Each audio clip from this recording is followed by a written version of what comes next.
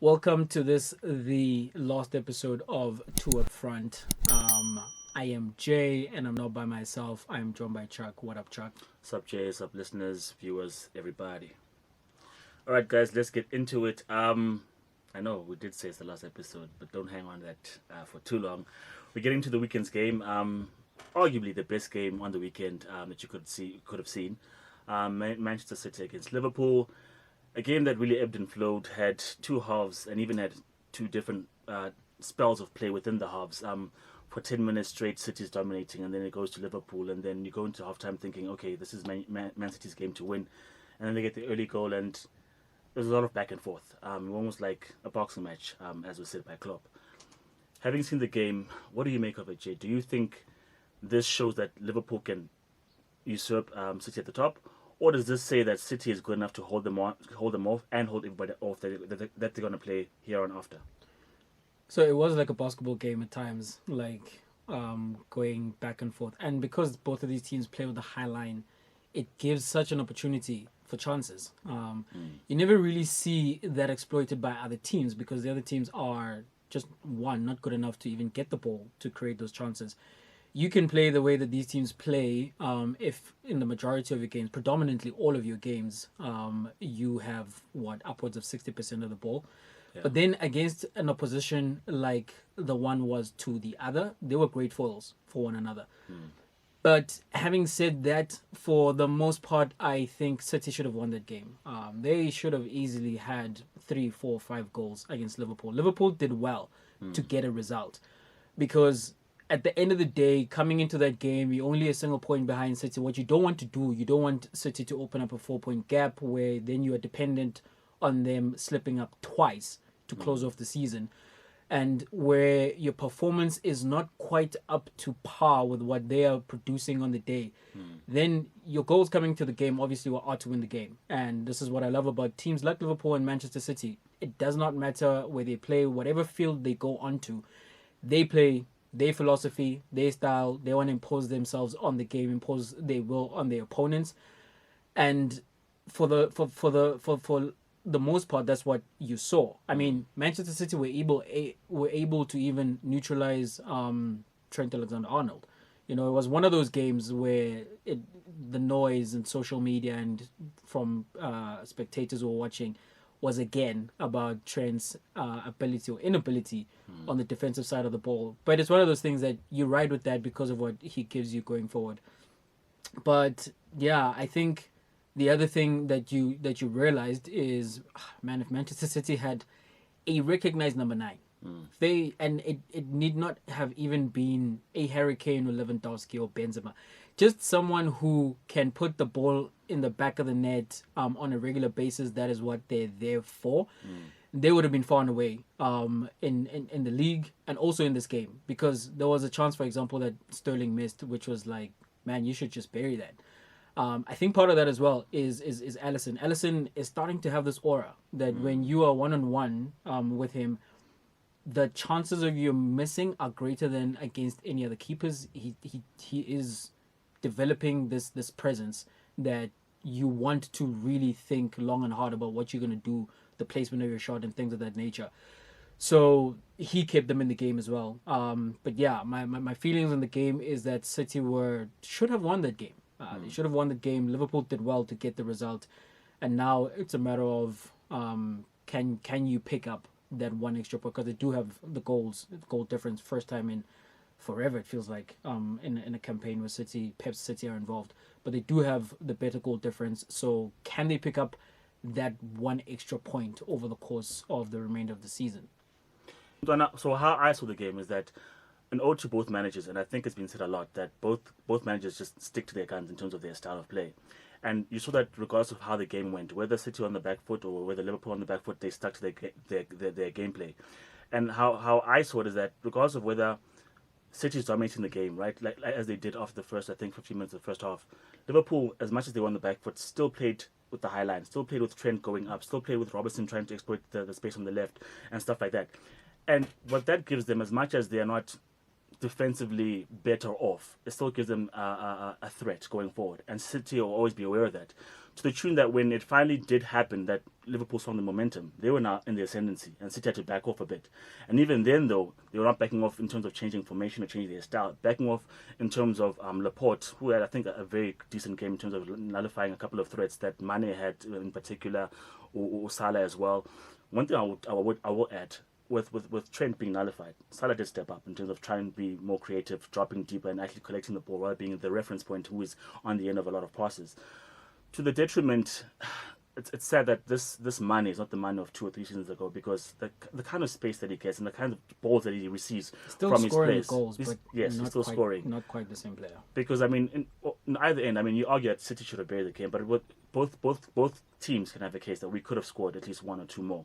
And I mean, one thing I will tell you about their styles and their personnel, that both teams have made good signings to aid their style of play. I mean, Diego Jota is a very good asset. You didn't think he would be as important as Mane or Salah at this point in the season. You'd think maybe even he'd be comparable to Firmino in terms of how important he is for the team. But now, he's far and away, I think, their best goal threat at this present time. I mean, the work rate and how he put those chances away. Even when Salah is missing or Mane is missing, he's one that you can depend on. So I think the game did show which those teams are far and above superior in terms of quality, far and above in terms of identity.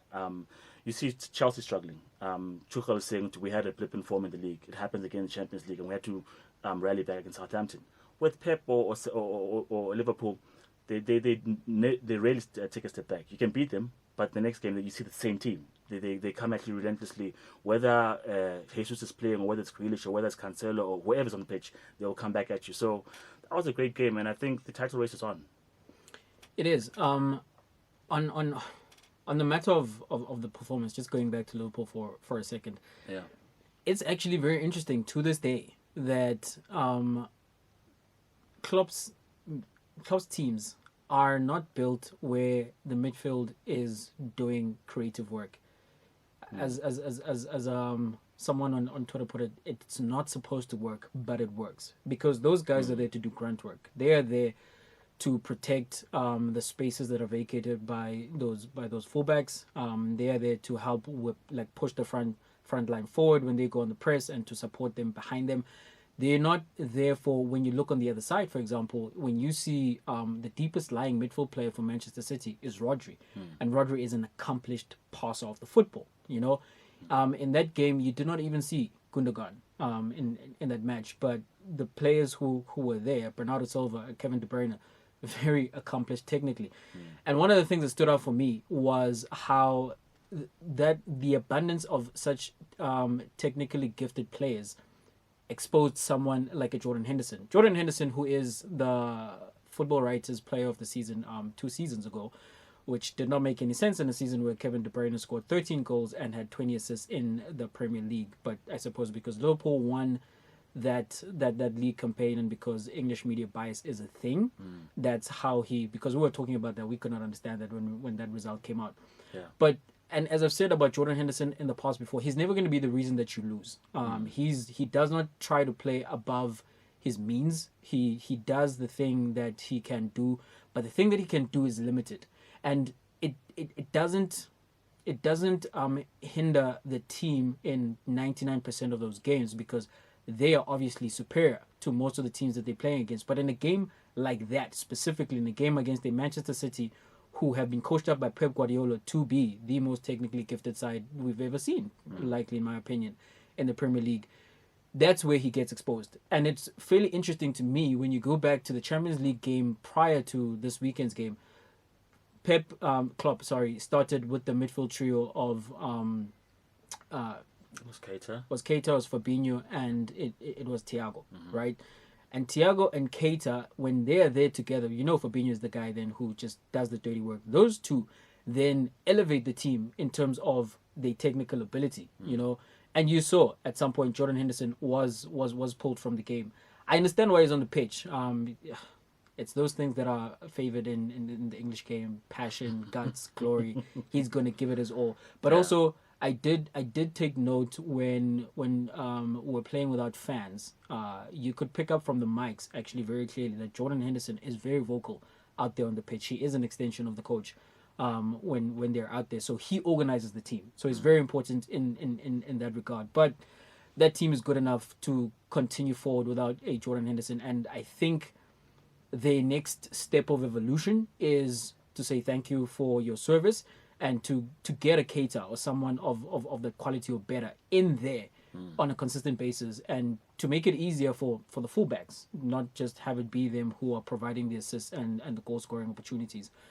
But then, Chuck, having looked at the game, right, and being that it's as we were, with the run in, who do you favor now?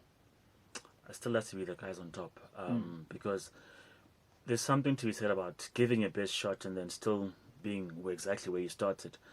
And people would argue that Liverpool have a good momentum about them because they are the ones who were 13 points behind at some point and now only a point behind, and therefore they are the ones who should, or rather who look likely to go on and surpass Man City. I don't think that's the case because this is a long race, and whether you make up ground or whatever, but now this is the business end of it, and this is when it starts to tell. And if City can hold back the best of the best in terms of the available opposition in Liverpool, I think they can hold back all the other comers. I mean, look, as much as United aren't anything to write home about, Liverpool need to play United, and if they can, because football is football. If there's someone if there's a team who might surprise you, Team 5, Chuck. Yeah, I know. It's like I said, it's football, and I mean, City have taken care of most of the big teams who are in their way at this point in time. So I think with the run-in, I don't see the league changing hands at any point. I would be surprised because it is football, but I still think Pep is in the pound seat, and it'd take a lot for Liverpool to overhaul them, as good as they are. Because, look, I think I think right now, as much as they say Pep overthinks things, he's getting his formations right, he's getting his personnel right, he's picking the right players for the game. Like getting Jesus, I wouldn't have thought Jesus starts ahead of Mahrez or someone like that, but he is starting, making that run from deep, seeing that pass in that first time finish. That was good, you know what I mean? Those instincts. He's not that recognized number 9 that we wanted, but he's what Pep uses from time to time, and in certain fixtures he comes alive. So I think with the options that he has, and looking at the fact that there's still the Champions League to play for as well, and I know it's easier now for Liverpool than it is for City, but I mean, I think City can look the same and play the same way. I think Liverpool sometimes, because of Mane and Salah not quite being up to scratch, have to start thinking outside the box more in terms of personnel and style of play. So I think they need to extend themselves more to try and catch City. So Liverpool have United, Everton, Newcastle, Spurs, Villa, Southampton, and Wolves coming up. Whereas City have Wolves, Brighton, Watford, Leeds, Newcastle, West Ham away, and Aston Villa. It's actually hard to see That should where be wrapped up.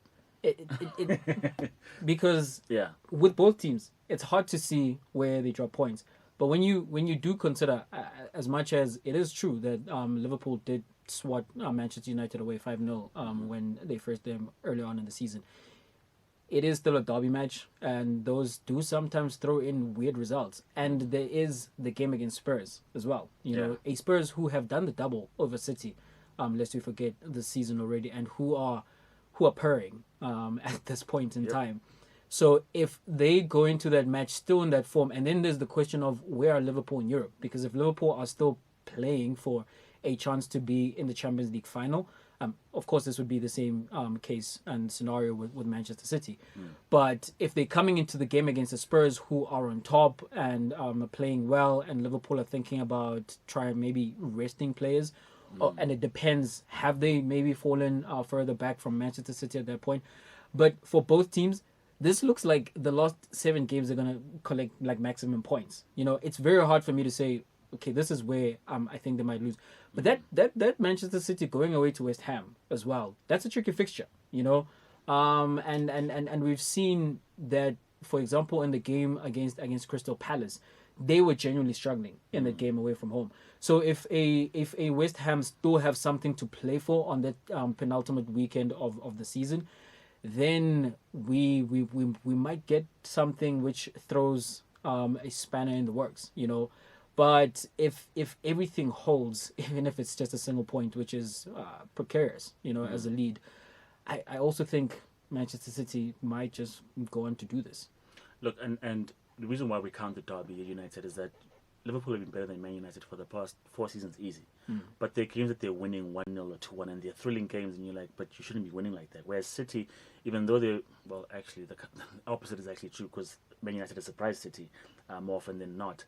But what I'm trying to get at is that even the teams that you are far and out better than, when it's derby day, things become different. Teams Form set and up, things of that nature go out the window. yeah, and they set up differently and they play differently. I mean, if we decide that we're going to play Matic and Fred and McTominay, and we're just not going to play, and we're going to throw Ronaldo up top and see what happens, it's a different game. And we're trying to police Trent, and we're trying to shut him out like they did in the game against City. And it's a different game altogether. Then you're relying on Henderson to do something else. You're relying on Thiago to do something else. Whereas with City, who do you shackle? You close down Kevin De Bruyne, Bernardo is there. You close down Bernardo, Gundogan is there. There's too many options with City. It's not very clear that, well, this is the avenue where like they cash in, because as you say, it comes from everywhere. It really does come from everywhere. And also, I think if City drop points, Liverpool drop points as well. It might not be even the same. I mean, weekend, I don't think in either one of these teams are going to go through and run the gauntlet. Like, it could have happened. I think you know? City are And it's best placed happened. to, but yeah, It's actually happened in the past before as well. And Liverpool came into this game, I think, what 10 wins in a row.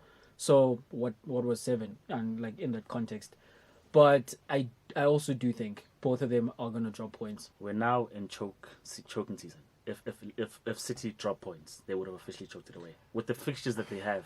I think now it's prime to say if they finish the season Chuck, second, they were a point ahead. Like, Yeah, they were a point ahead with so many games. Like 7 games is a lot of games to but just they had a try and point. maintain a point. They had like 12 points or whatever, right? That was cut down, and that was long ago now, right? That was cut down. They've got 1 point now. They've held off their closest competitor with the fixtures that are available. If I they don't know drop points, if Liverpool actually get this Premier League title over City, we're gonna come back to the topic whether we look at that as a choke job from Manchester City. But prior to moving completely away from that, looking at this rivalry, right? Is this the greatest rivalry we've ever seen in Premier League history?